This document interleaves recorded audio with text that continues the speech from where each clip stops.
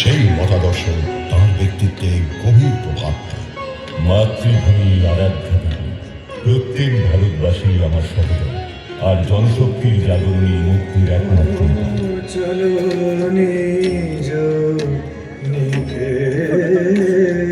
Matric পাশের পর Subhash Presidency কলেজে ভর্তি হলেন। কলেজের উন্মুক্ত ভাবনা চিন্তার আবহাওয়া, বাল গঙ্গাধর তিলক এবং ঋষি অরবিন্দ ঘোষের চিন্তাধারা এবং দর্শন তাঁকে গভীরভাবে প্রভাবিত করে। মনে ভিড় করা প্রশ্নের উত্তর খুঁজতে এবং মন মতো গুরুর দেখা পেতে একদিন কাউকে না জানিয়ে বাড়ি ছাড়ার জন্য সুভাষ ভারতের নানা তীর্থে আশ্রমে সাধু সন্ন্যাসীদের মধ্যে ঘুরতে লাগেন। বিচলিত মন শান্ত হলে বাড়ি ফিরে এলেন। গুরুর খোঁজ না পেয়ে মন সংশয় মুক্ত হয়েছিল। মাতৃভূমির মুক্তির চিন্তা তাঁর মনকে আলোড়িত করতে শুরু করে। ঠিক এই সময় পিতা জানকীনাথ তাঁকে আইসিএস পরীক্ষায় অংশ নিতে কেন্দ্রে যাওয়ার আদেশ দেন। মন সায়না দিল পিতার আদেশ অমান্য সম্ভব, তাই ইংল্যান্ডগামী জাহাজে চলে বসেন সুভাষ। জাহাজ এগিয়ে চলে। সুভাষ এক দৃষ্টিতে তাকিয়ে থাকেন তার প্রিয় জন্মভূমির দিকে। কেমব্রিজে শিক্ষাবর্ষের মধ্যখানে পৌঁছলেও যোগ দিতে অসুবিধা হল। মেধাবী এবং পরিশ্রমী সুভাষ পরীক্ষায় চতুর্থ স্থান অধিকার করলেন, কিন্তু মন তখন হাজারো দ্বন্দ্বে দোদুল্যমান। বাবার আদেশ পালন করব না মনের কথা? মাতৃভূমি আমায় ডাকছে, আমায় যেতেই হবে। সবাই আমাকে পাগল বলবে, বলুক, যে যা বলে আমায় বলুক। জন্মভূমির মুক্তির জন্য সমস্ত কষ্ট আমি মাথা পেতে নেব। আইসিএস ইস্তফা দিয়ে ফিরে এসে গান্ধীজির সাথে সাক্ষাৎ করেন। গান্ধীজির পরামর্শ মতো দেখা করলেন দেশবন্ধু চিত্তরঞ্জন দাসের সঙ্গে। প্রথম সাক্ষাতেই সুভাষ বুঝতে পারলেন এতদিনে তার কাঙ্ক্ষিত গুরুর দেখা পেয়েছেন তিনি। সুভাষ চিত্তরঞ্জন দাসের শিষ্য হয়ে স্বাধীনতার আন্দোলনে ঝাঁপিয়ে পড়লেন।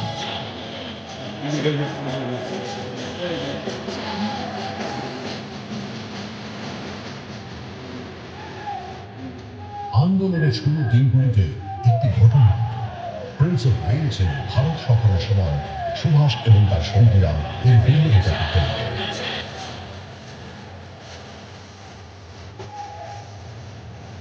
অনেককে গ্রেপ্তার করা হচ্ছিল। এমন সময় দেশবন্ধু পত্নী বাসন্তী দেবী গ্রেপ্তার হলেন। এই খবর পেয়ে তিনি ভারাক্রান্ত মনে দেশবন্ধুর কাছে। বাসন্তী দেবীর গ্রেপ্তারি তার মন খারাপের কারণ ছিল। তার মন খারাপের কারণ ছিল যে তিনি নিজে কেন গ্রেপ্তার হলেন।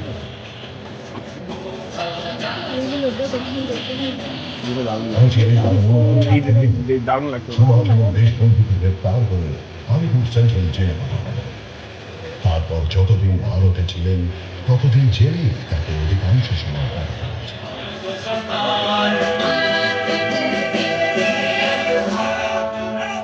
নতুন পথের দিশারীরা চিরদিন স্রোতের বিপরীতে বেগবতী তরঙ্গের সাথে টক্কর দেন। নতুন পথের নির্মাণ করেন, নতুন পরিচয় তৈরি করেন। মুখের ভাষা পাল্টে দিলে সংস্কৃতি পাল্টে যায়, নাম এবং বস্ত্র পাল্টালে পাল্টায় পরিচয়। ব্রিটিশ শাসকরা ভারতীয় পরিচয়কে ধূলিসাৎ করে দিয়েছিল। সুভাষ নগর নিগম কর্মচারীদের খাদি পোশাক পরিয়ে ভারতীয় মনীষীদের নামে রাস্তাঘাটের নতুন নামকরণ করে ভারতীয়দের নিজস্ব সংস্কৃতি এবং পরিচয় ফিরিয়ে দিলেন। সুভাষের জনপ্রিয়তা উত্তরোত্তর বৃদ্ধি পাচ্ছে। তাই সুভাষ সরকারের চক্ষুশূল হয়ে উঠলেন এবং বৈপ্লবিক ষড়যন্ত্রের মিথ্যে অভিযোগে তাকে গ্রেপ্তার করে বার্মার মান্দালয় জেলে পাঠিয়ে দেওয়া হয়। এই সেই জেল যেখানে লোকমান্য তিলক এবং লালা লাজপত রায়ের মতো স্বাধীনতা সংগ্রামীকে রাখা হয়েছিল। মান্দালয় জেল নয়, এ যে আমার তীর্থ। আমি আজ তীর্থে এসেছি। মান্দালয় জেল নয়, যাতনার গৃহ ছিল। কাঠের তৈরি খাঁচা ছিল। ঝড় বাদলের দিন বৃষ্টির জল ঢুকিয়ে পড়ছে। বসার বা ঘুমানোর জায়গা ছিল। ধর্ম স্বাস্থ্য এবং নিউমোনিয়ার ঝাঁকটা সঙ্গে 3 বছর পর সুভাষের ঘনিষ্ঠ নেতা রূপে জেলের বাইরে।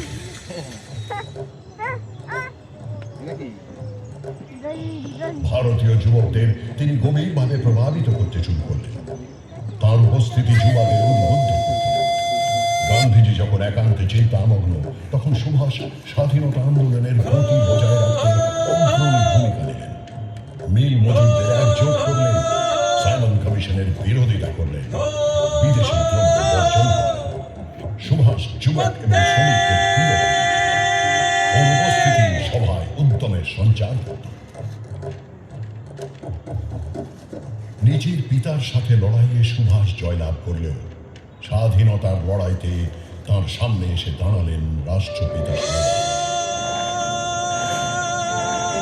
ব্যাস নদীর তীরে যখন স্বাধীনতার পতাকা উত্তোলিত হল, তখন গান্ধীজি সম্পূর্ণ স্বরাজের প্রস্তাব রাখলেন।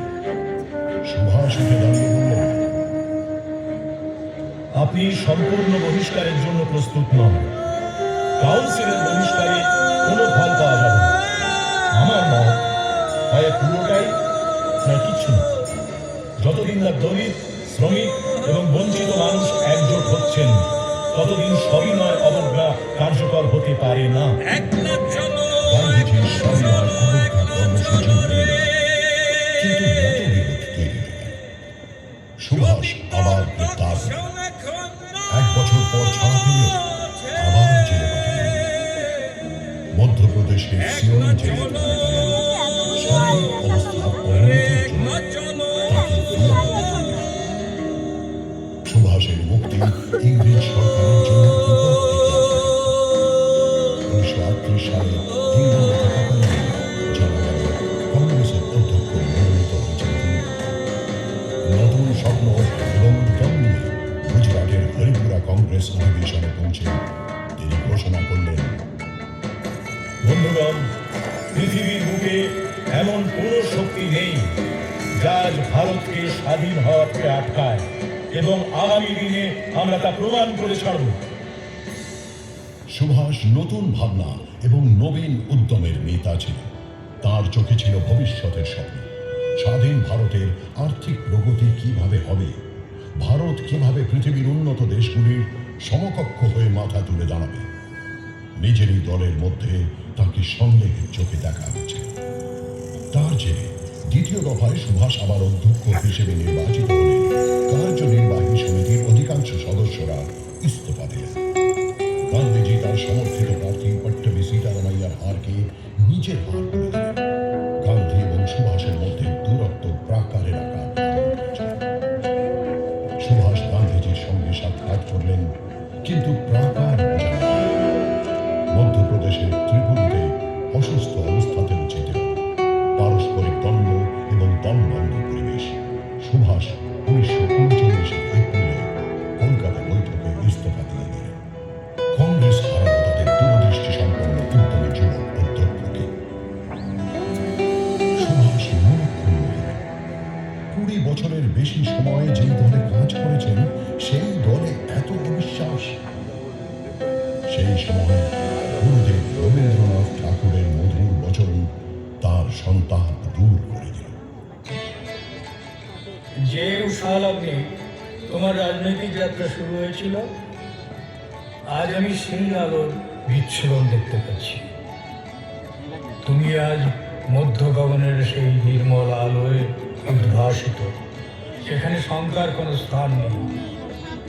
আমার দৃঢ় বিশ্বাস, তুমি দেশ ও মাতৃকার জন্য আশা ও আলোর নতুন বার্তা নিয়ে এসেছ।